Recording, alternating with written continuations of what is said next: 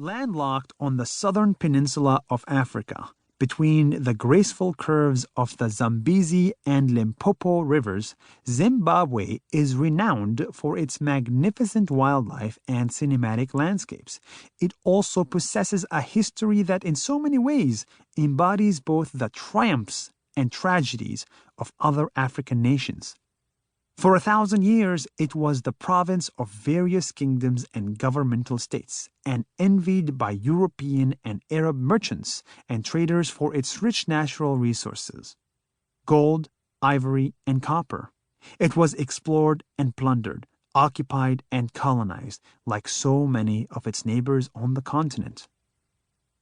But in 1965, its minority white government declared the country independent, renaming it Rhodesia and sending it into 15 years of global isolation and guerrilla rebellion.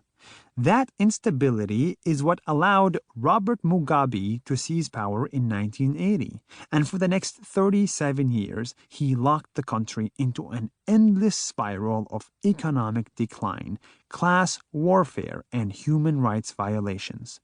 All of that came to an end on November 15, 2017, 12 days before my plane touched down on Zimbabwean soil, when nationwide demonstrations and a coup d'etat by the country's army finally brought an end to Mugabe's dictatorial reign, sending the people of this beautiful African nation into an exuberant frenzy.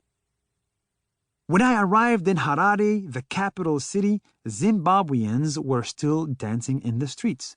"Welcome to Zimbabwe!" I told my viewers, as locals swarmed around me, proudly waving the nation's flag.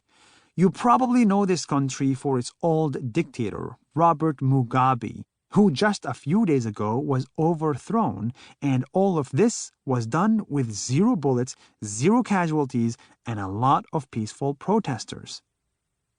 As the old song goes, I don't know much about history, but I've become somewhat fluent in the language of hope. And what I saw upon my arrival in Zimbabwe was a defiantly optimistic people. They did not look angry, they did not look worried, they looked proud. I trained my camera on the many jubilant Zimbabweans who streamed by me on the street and asked them how they felt. "I am so happy today," said one. "I feel free now," said another. "It is a new era and a new beginning," said a third.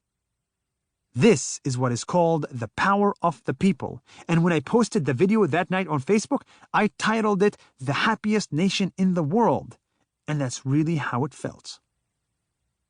But 37 years is a long time, and I was deeply curious about how Zimbabwe would find its way back to stability from nearly 4 decades of dictatorial rule. Over the next few days, I probed that question, and it didn't take me very long to learn Zimbabwe's secret to survival: ingenuity. Take, for example, their ride-sharing system.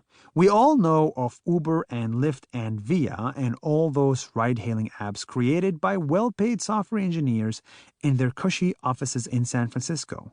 Turns out the same technology existed in Zimbabwe.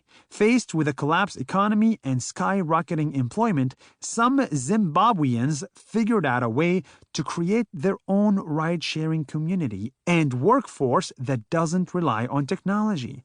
It's called Mushikashika, which in Zimbabwe's native language of Shona is slang for quick.